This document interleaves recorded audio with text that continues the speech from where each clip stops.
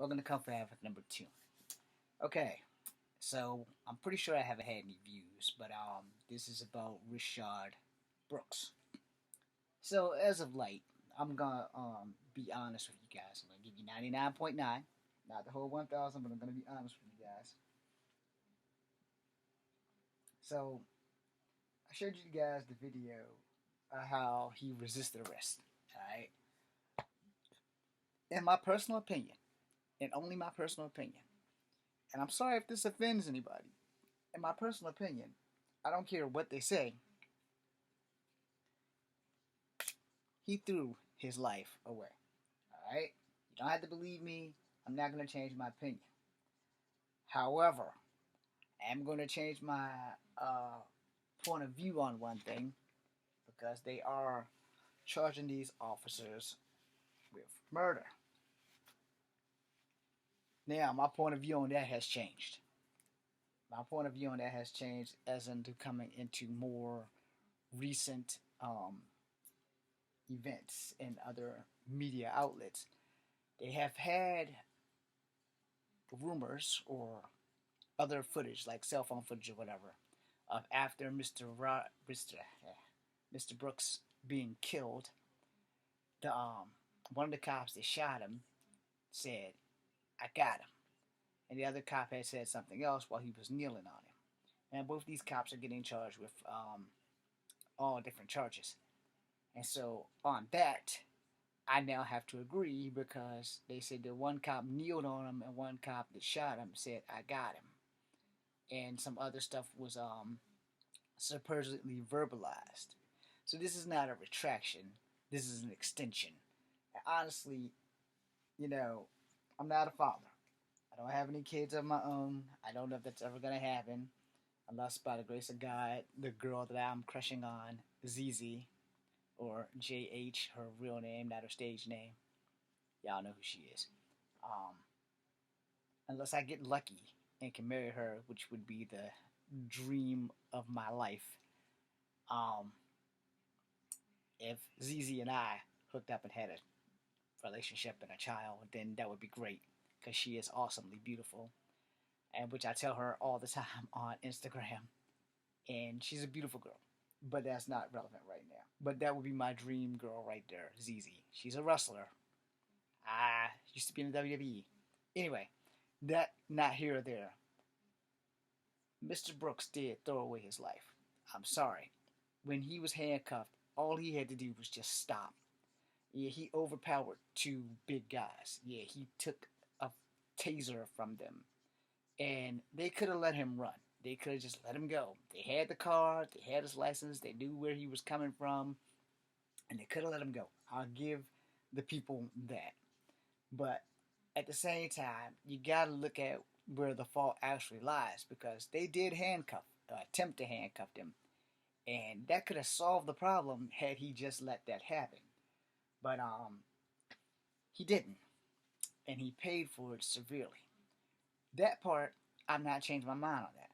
But the aftermath of him being shot and somebody saying, "I got him," and the other person kneeling on him and not calling paramedics to assist aid to the guy, that part is unacceptable. So you may not like my opinion, and that's your right, But I kind of got to call it like I see it, And if the cops have you, I don't give a damn if you are black, white, or Asian. Give them your damn wrist. Do not resist because they don't give a damn about your color. They don't give a damn about your gender. If you do not comply, your ass is gonna die. And I'm not saying that to make a rhyme. I'm saying that shit because it's the facts. This young man could be at home today if three things would have happened.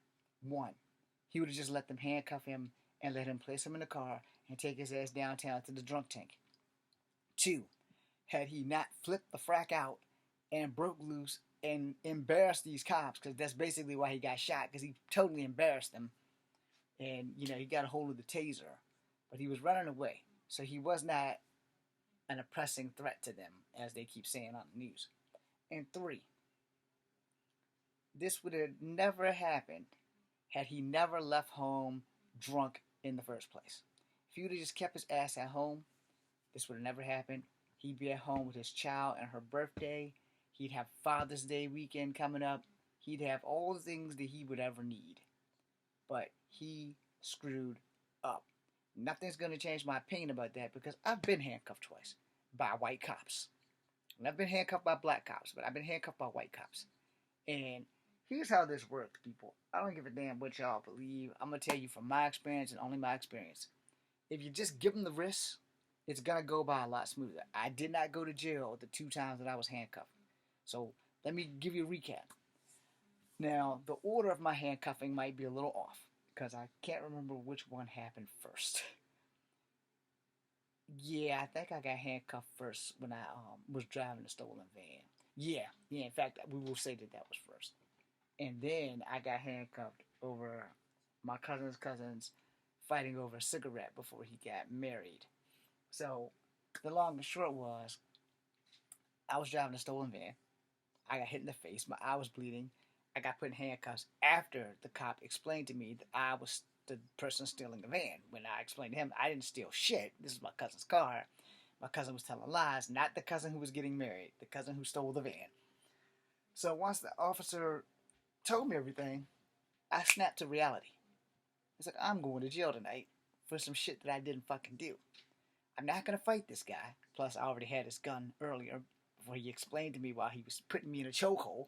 You know, not the behind the back chokehold. His forearm was under my neck. And he's pushing my head to the side. And I had my pinky in his trigger wall. And he said something to me. And I said, well, actually, I got you. If I twitch my pinky, you're going to die. And he goes, huh? I said, my hand's on your gun. I said, I'm very aware of what's going on around me. My hand's on your gun. He's like, well, if you wouldn't have stole this man's van. I said, man, I ain't steal this van. I'm driving it, but I damn sure didn't steal it. The keys are in the switch. It's like, well, still, the van's stolen and you're driving it, so you're just as guilty. So I gave him my wrist. He put me in handcuffs. Less than 2 months or so later, maybe a whole year later, I'm not really sure, but I know that I got handcuffed again for being at the right place at the wrong time. It's been the story of my life, my entire life. I've always been the right guy at the right place at the wrong damn time. And so I got handcuffed over 2 cousins that was kin to a cousin of mine who was getting married, whose cousin came from down Georgia to be spending some time with him, you know. Next thing I know, I'm in handcuffs because of the other 2 cousins. So I explained to the cop what was going on. I left off the beer part and how they was just arguing over a cigarette, and other people from the University of Virginia just went a little bit ballistic thinking there was an actual fight. And so everything got tamed down. He took the handcuffs off of us, and we got the fuck out of there. So those 2 incidences, I've been handcuffed. No, I didn't go to jail either time. You know why? Because I cooperated. I yes-sirred him. I no-sirred him. I done everything that my parents taught me to do when you are in trouble with the cops. If you're going to go to jail, go to jail. They will keep your ass in one piece when they take you to jail. Now, once the charges are processed and once you are fingerprinted and all that, you're going to be okay because you'll still be alive. Do not try to fight the cops. Do not resist arrest. Go to jail. Comply or you're going to die. It's just that simple. Now, sadly, this man has lost his life. R-Shad Brooks has lost his life. And again, sadly, he threw his life away when he was in the cuff position and decided to hawk out. That was his fault. I'm sorry. I don't change my opinion on that because I watched the video like 7 times. I'm not going to change my opinion on that. He didn't have to die. And they didn't have to say what they said and did what they did after shooting him. Henceforth, he'd still be alive.